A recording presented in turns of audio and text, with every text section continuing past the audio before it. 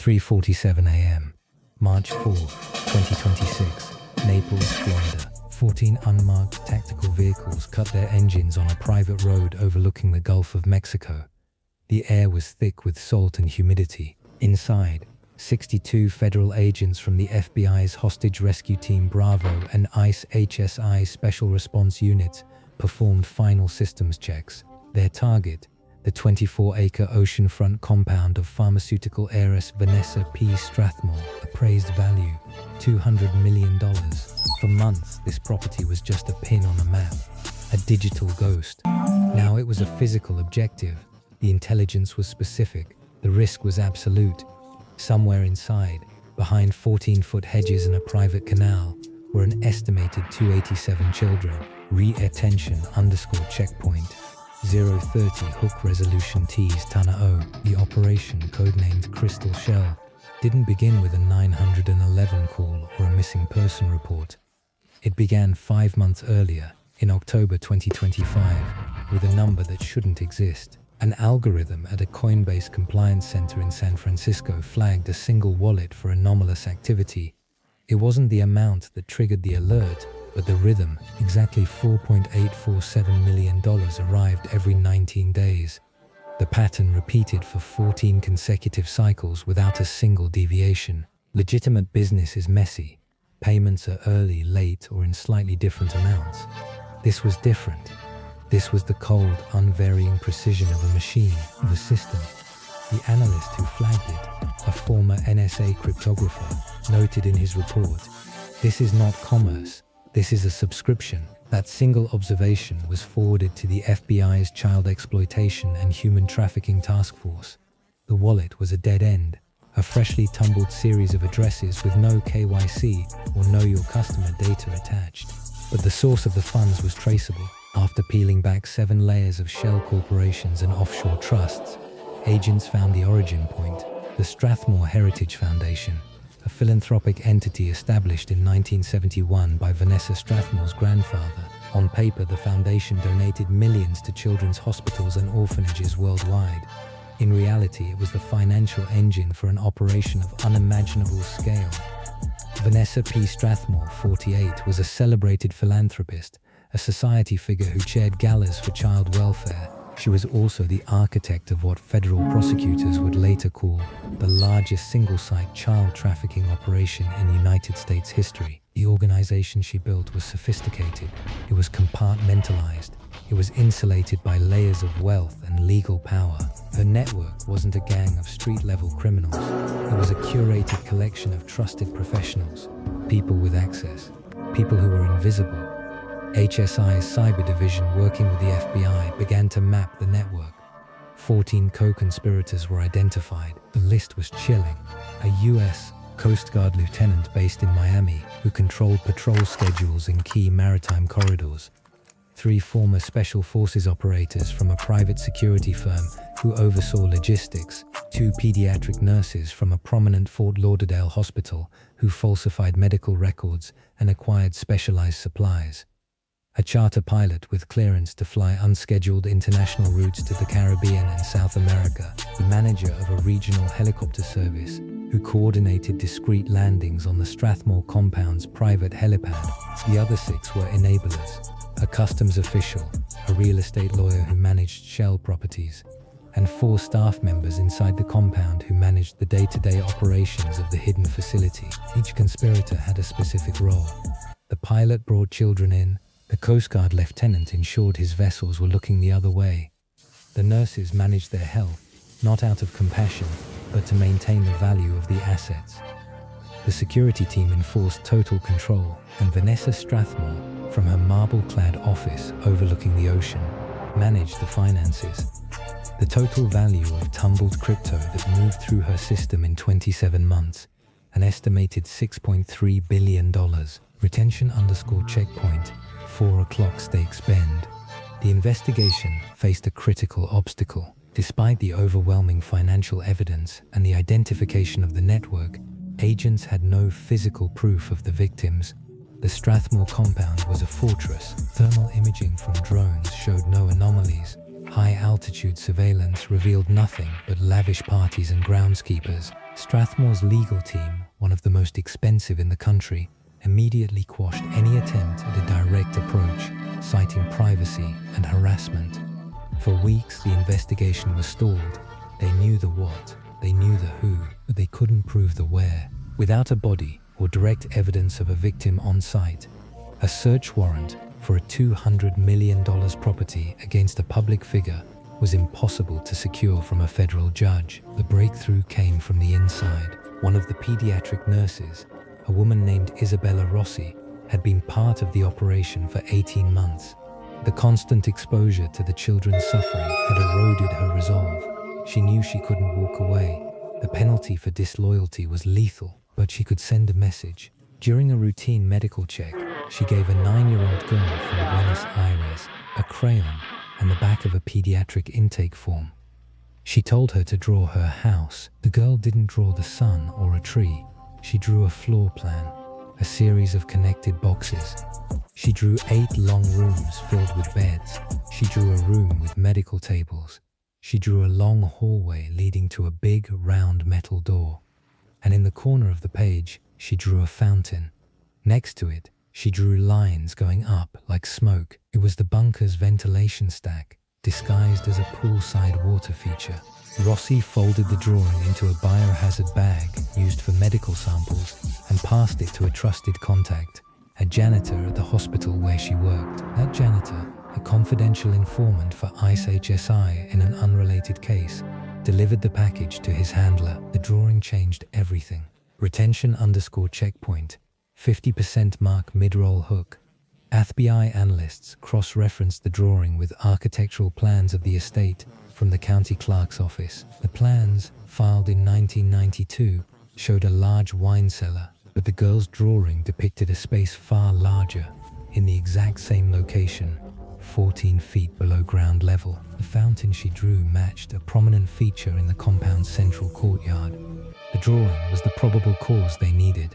The central question of the investigation, where are the children, was finally answered. But the drawing also started a new, more dangerous clock. Rossi was now a massive liability to the network.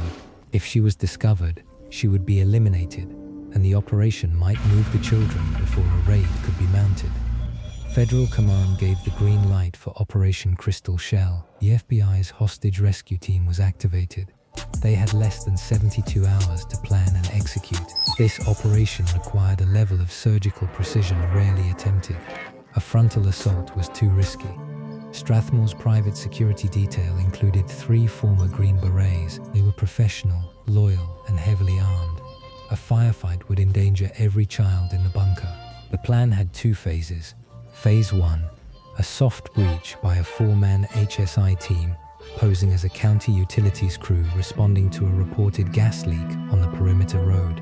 Their job was to silently disable the outer layer of the compound's sophisticated security grid, pressure plates, infrared beams, and motion sensing cameras. Phase 2, the main assault by HRT Bravo, split into 2 teams.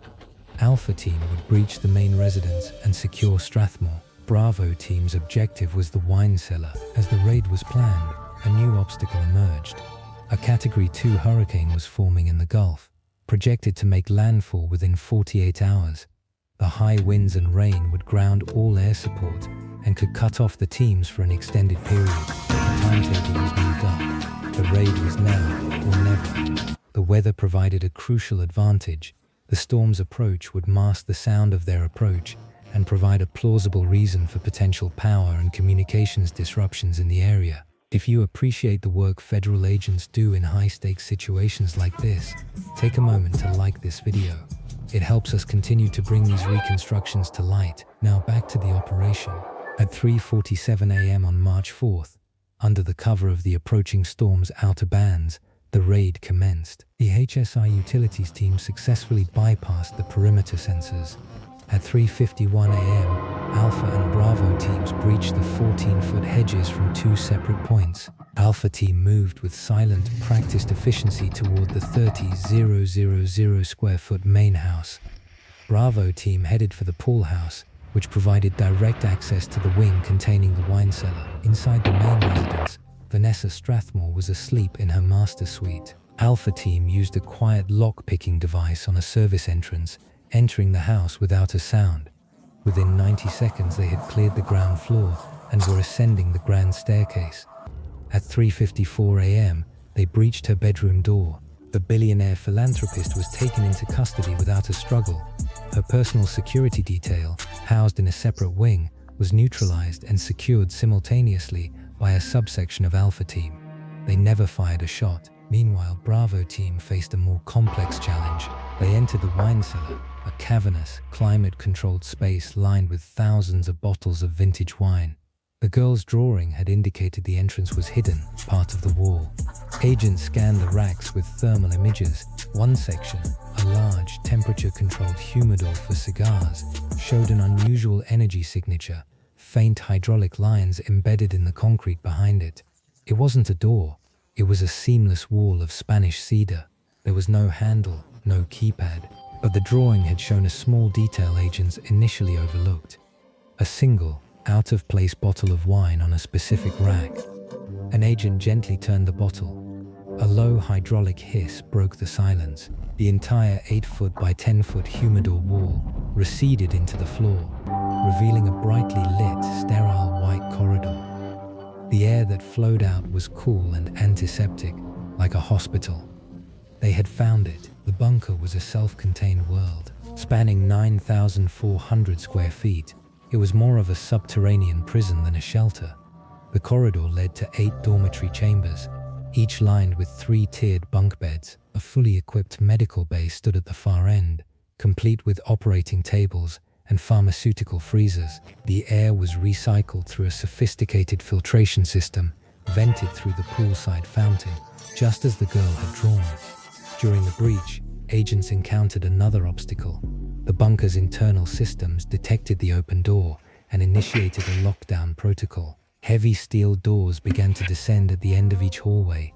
If they closed, Bravo Team would be cut off, and the subjects inside could be trapped or executed. Agents used small breaching charges to destroy the door mechanisms, securing the facility within 3 minutes. The first thing they saw were the faces, 287 of them, children from over a dozen countries, ages 4 to 16.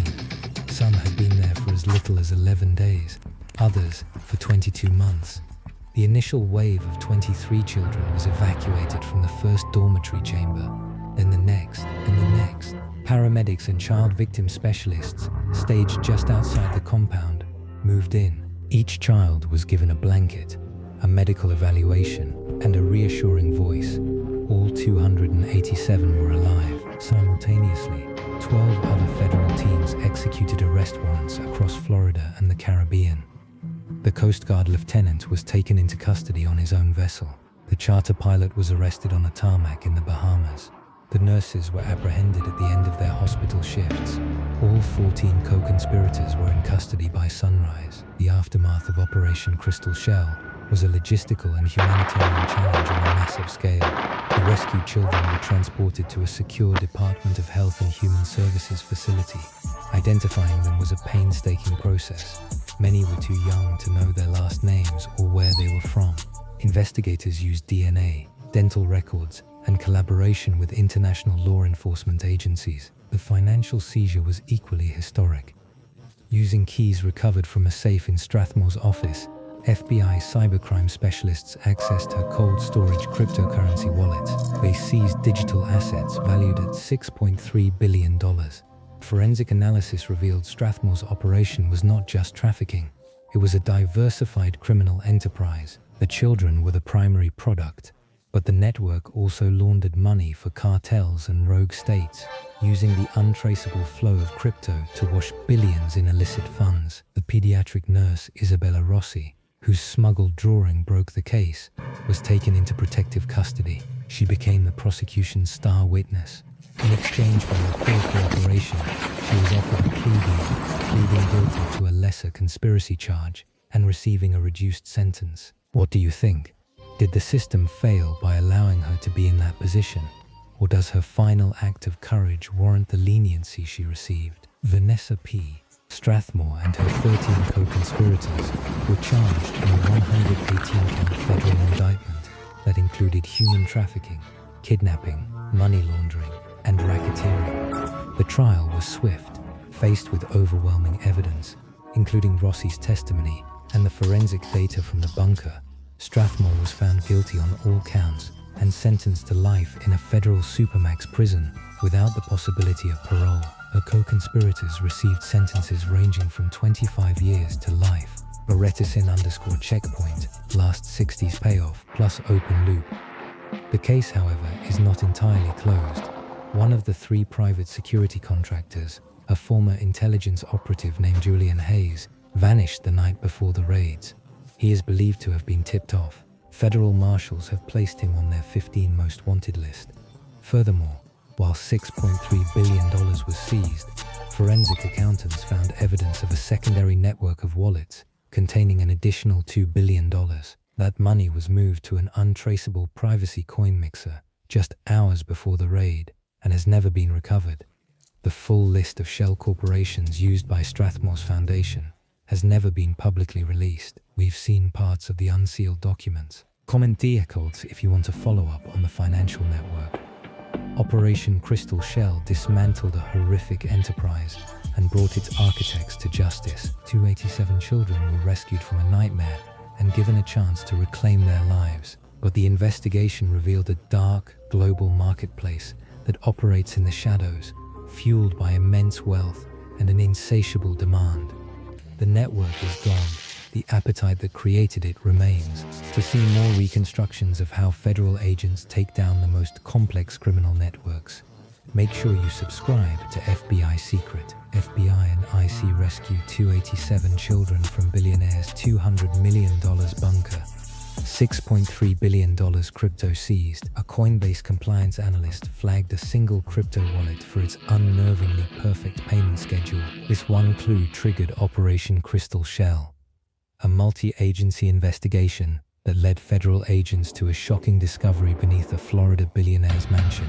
This is the cinematic reconstruction of how the FBI's hostage rescue team and ICE HSI Special Response breached the $200 million compound of pharmaceutical heiress Vanessa P. Strathmore. Learn how a 9-year-old's crayon drawing became the key to locating a 400-square-foot underground bunker and rescuing 287 children. Witness the tactical details of the March 2026 raid in Naples, Florida, the unraveling of a $6.3 billion crypto laundering scheme, and the coordinated takedown of a 14-person conspiracy network that included a U.S. Coast Guard lieutenant and pediatric nurses. Beneath the wine cellar, ALT-1, aggressive storm/raid, FBI and ICE storm Florida billionaire's mansion. 287 children found in secret bunker, 14 arrested. ALT-2, informative. How a Coinbase analyst's tip led the FBI to a $6.3 billion child trafficking ring. ALT-3, victim/scale. The 287 children rescued from a billionaire's bunker. The story of Operation Crystal Shell. ALT-4, with series tag. FBI and ICE raid. Florida billionaire's $200 million mansion. 287 children rescued. Vertical bar FBI files. The hydraulic, wood-paneled wall of a wine cellar humidor is fully retracted into the floor. 2 FBI hostage rescue team operators in full tactical gear, rifles raised, are the first to enter the revealed opening, which leads to a sterile, brightly lit white corridor. The contrast between the dark, luxurious wine cellar and the clinical, hidden bunker is stark and unsettling.